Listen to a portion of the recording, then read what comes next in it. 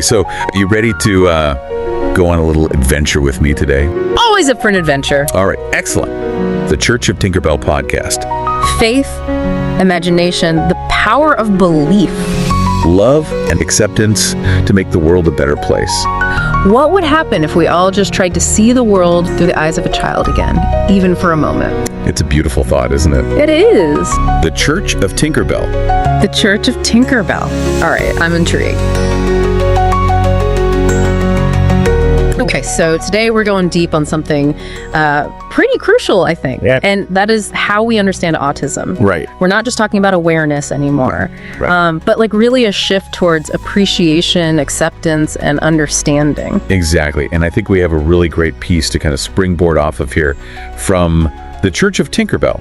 Okay. It's called Autism Appreciation. Moving beyond awareness to understanding and inclusion. And it was written March 31st, 2025. Gotcha. So really recent. Okay. And I think it really clearly articulates this need for an evolution in perspective. Right. So I think what we're going to try to do today is unpack why this is happening, what it actually means, Okay. and how it benefits not only autistic individuals, Right. but society as a whole. Yeah, that's a great point, and that's a good place to start, because I think for years we've seen, like, you know, the ribbons and the months and, you know, all of the things that are designed to bring awareness. And I think this article does a really good job of articulating why simply being aware is not enough. It's not enough. What do you see as the core difference? Well, I think awareness can be really superficial.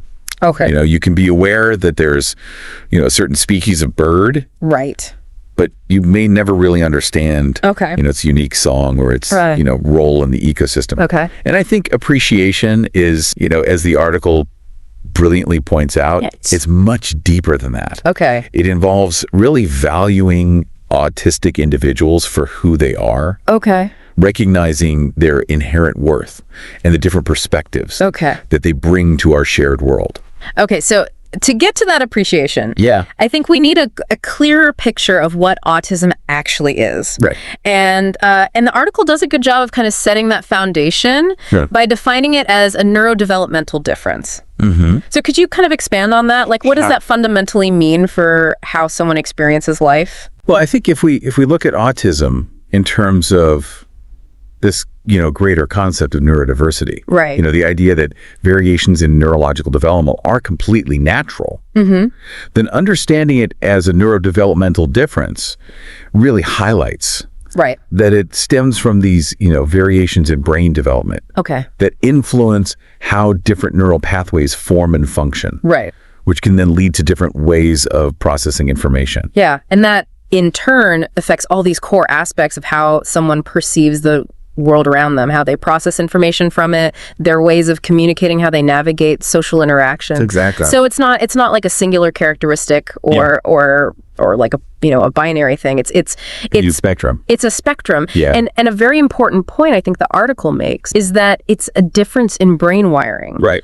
Not an illness or a flaw. Exactly. And that really kind of flips the script on, you know, the way we've traditionally thought about autism. Yeah, I mean, it moves us away from this idea of, you know, needing to find a cure, Right. but instead to understanding and supporting a different way of being. Right. And the article gives some, I think, really interesting examples of how this wiring, you know, manifests differently. Right. Take sensory processing, for example. Yeah. You know, for some autistic individuals, the hum of a refrigerator can be as loud Right. as a rock concert Wow. to them. Yeah. And so that really, you know, alters their experience Sure. of everyday environments. Right. And communication isn't just about verbal language. Right. The piece mentions that, you know, autistic people might communicate in ways that aren't always typical, including, you know, nonverbal communication. What are some important things to understand about that? Well, I think for some autistic people, it's important to not think of nonverbal communication as a supplement to speech, Right. but their primary language, Yeah. rich with nuances we might overlook. So this could be things like, you know, gestures that might not be immediately obvious to a neurotypical person. Right. Facial expressions that communicate powerfully, but might look different. Okay. The use of assistive communication technologies, Wow. or even communicating through patterns of behavior and, established routines. So I think, recognizing the validity and richness of these diverse communication styles Right. is really crucial. Yeah, and the article also touches on the significance of routines and like focused interests. And I think we kind of have a general understanding of that, but why are they so important? Well, I think they can provide essential predictability Okay.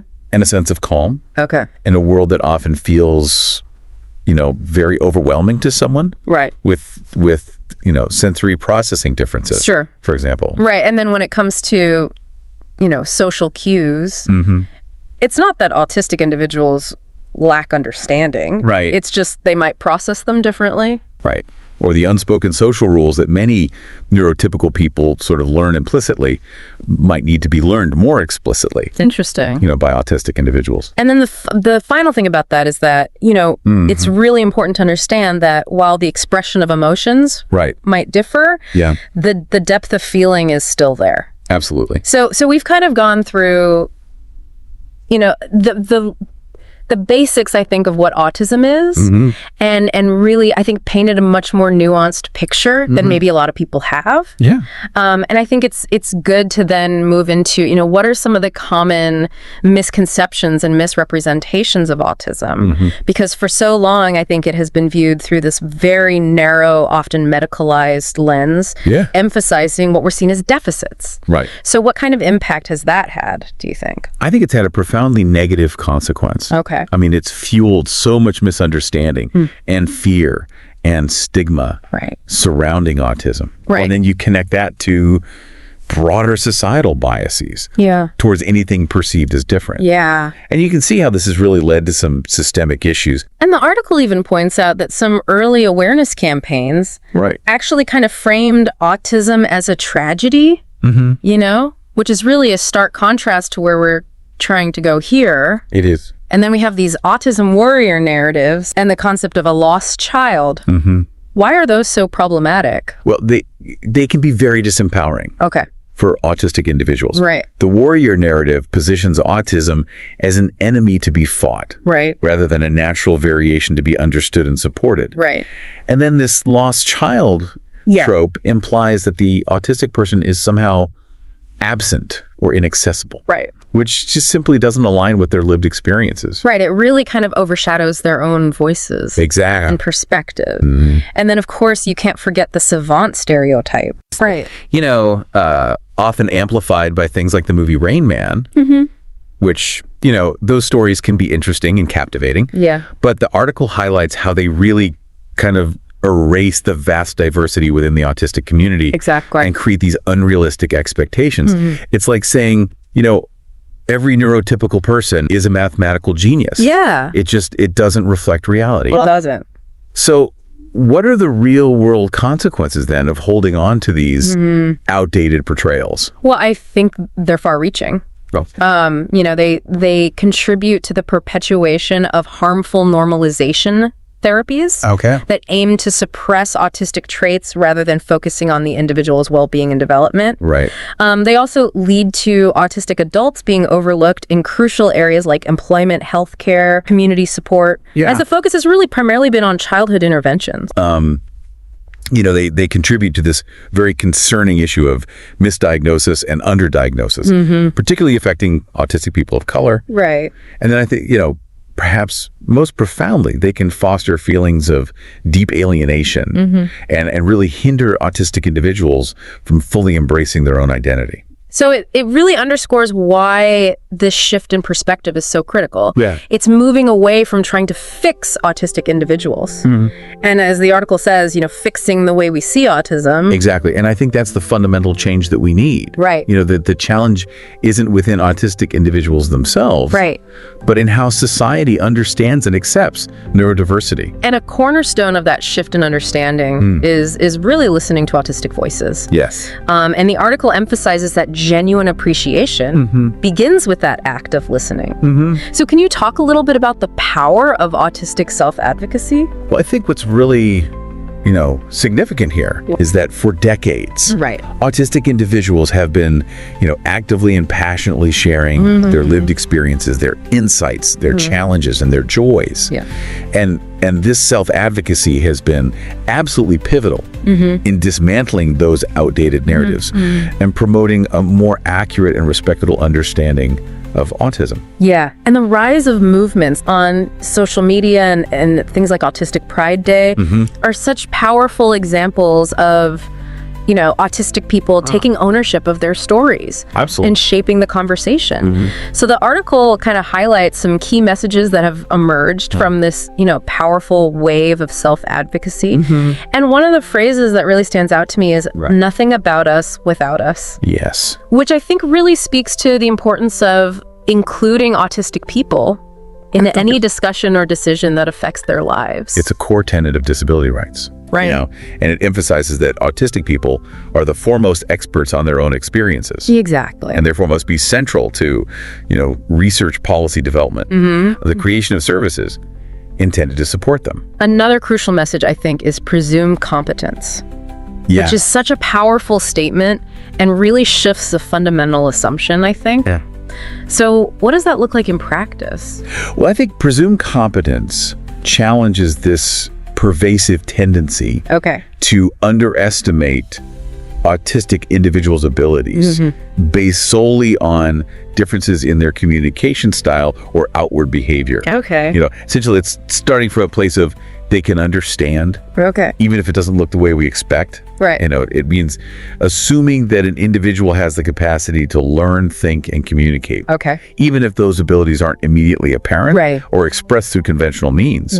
It's about, providing the necessary supports and opportunities to facilitate their communication and full participation rather than making assumptions of inability.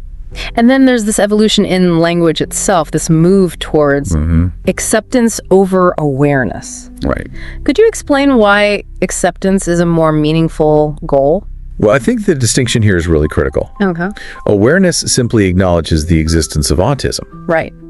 Whereas acceptance goes much further. By validating autistic ways of being as inherently valuable. And natural variations of human neurobiology. Awareness can sometimes feel quite detached, almost like studying a phenomenon from a distance. Acceptance, on the other hand, really humanizes autistic individuals. It recognizes their inherent worth, their right to belong, and the validity of their unique experiences. It's about fostering a society where they feel genuinely seen, understood, and included just as they are. And the article touches on symbolism as well, noting the criticism of the puzzle piece and a growing preference for symbols like the infinity loop or the rainbow infinity. Why is that significant? Well, I think symbols carry a lot of power in shaping public perception. And so, the puzzle piece has historically been used to represent autism. But it's faced a lot of criticism from autistic advocates for its implication that autistic people are somehow incomplete or a mystery to be solved. And so I think, the infinity loop, which represents neurodiversity, really emphasizes this continuous and diverse spectrum of human neurological variation. And then the rainbow infinity specifically celebrates autistic pride and the beautiful diversity within the autistic community itself. And so I think this symbolic shift reflects a broader movement towards celebrating autistic identity rather than focusing on perceived deficits or a sense of something missing. So this all leads to celebrating autistic strengths and the valuable contributions that autistic people make to society. And the article makes, I think, a really important pivot here to highlighting what autistic individuals bring to the table. So what are some of those strengths that are often overlooked? So this is where I think we see that real shift in perspective. And it's very important. So the article highlights several areas where autistic individuals often demonstrate remarkable abilities. So this includes, exceptional skills in problem solving, often approaching challenges with unique perspectives and innovative solutions. There's often a really strong and meticulous attention to detail, which can be so valuable in many professional fields. authenticity, a deep sense of honesty, and unwavering integrity are often cited as, key characteristics. Right. Many autistic individuals exhibit remarkable creative thinking and a capacity for, really intense focused expertise in areas of particular interest. Yeah, and then heightened sensory awareness. Right. Which, while sometimes presenting challenges, can also lead to, unique insights and perspectives. Absolutely. That might be missed by others. Yeah. And I think it's compelling to consider that many historical figures, even without formal diagnoses, may have exhibited autistic traits. Right. I mean, it really kind of underscores that these ways of thinking have always been a part of human history. Yeah. And have likely been, drivers of innovation and progress. I mean, we can't retroactively apply, diagnostic labels. All right. But when we look at the characteristics that are often associated with autism, right, it becomes, highly probable that many brilliant minds throughout history were neurodivergent. And the point being that the success and well-being of autistic individuals aren't about overcoming their autism, but being understood and supported as autistic people. Exactly. In environments that recognize and accommodate their needs and strengths. Right. So how do we take all of this understanding of strengths and actually move toward fostering genuine inclusion and support? Yeah. In our lives and in society. This is where I think that shift from appreciation to action becomes so important. Okay. So I think, first and foremost, it's to actively seek out and learn from autistic people themselves. Okay. So, engage with content created by autistic individuals. Okay. Follow their blogs, their social media presence, read their books. Okay. Explore platforms where they're sharing their experiences and insights. And then using respectful and person-affirming language. Yes. And I think, as the article notes, a lot of autistic individuals prefer identity-first language, like autistic person. But when in doubt, it's always respectful to ask. Yeah, I think that's the best course of action. What are some other tangible actions we can take? I think actively challenging myths and misinformation. Okay. About autism whenever we encounter them. Yeah. I think we need to consciously think about making our environments more accessible. Right. Keeping in mind sensory sensitivities and diverse communication needs in our workplaces, schools, and public spaces. Right. Advocating for neurodiverse hiring practices in employment. Ensuring that educational accommodations really support autistic students. Yeah. Pushing for inclusive policymaking at all levels of government and within organizations, I think are all really crucial for creating systemic change. And I think modeling acceptance and actively teaching children that differences are natural and valuable is really important. Yeah, it is. To shaping future attitudes. Absolutely. So it really comes back to this fundamental idea that autistic people aren't, somehow less than or broken versions of some neurotypical ideal. But as the article says, are fully human, deeply feeling, wonderfully diverse individuals with their own unique ways of thinking, communicating, and experiencing the world. Exactly. And recognizing and valuing autism as this natural and essential part of human neurodiversity is the foundation of true appreciation. Right. It's about, including, celebrating and ensuring the well-being of artistic individuals within our society. And the article also gives a really good list of resources. Yes, it does. Including, organizations like ASAN, Neuroclastic Autism Level, UP, the National Autistic Society in the UK, which are great places to continue the learning journey. They're fantastic resources. So as we wrap up, I think we've really explored this evolution from simply being aware of autism to actively embracing appreciation, acceptance, and a deeper understanding of the autistic experience. It's more than just, a change in terminology. Right. It really signifies a shift in how we perceive and interact with autistic individuals in our communities. And I hope this deep dive has given you some good insight into this evolution and really the richness that autistic experiences bring to our world. I think it has. So as a final thought, I want to leave you with this. Consider how embracing diverse ways of thinking and being, not just within the context of autism, but across all facets of society, can really enrich our understanding of human potential and the world around us? That's a great point. What assumptions might you be holding? And how can you actively seek out and value the perspectives of those who experience the world differently from you? It's a question we should all be asking ourselves. Absolutely. It can reshape not just our understanding of autism, but our understanding of what it means to be human. I think so. Thanks for going on this little adventure with me today. Anytime. And listener, keep sprinkling that fairy dust, all right? We'll see you next time.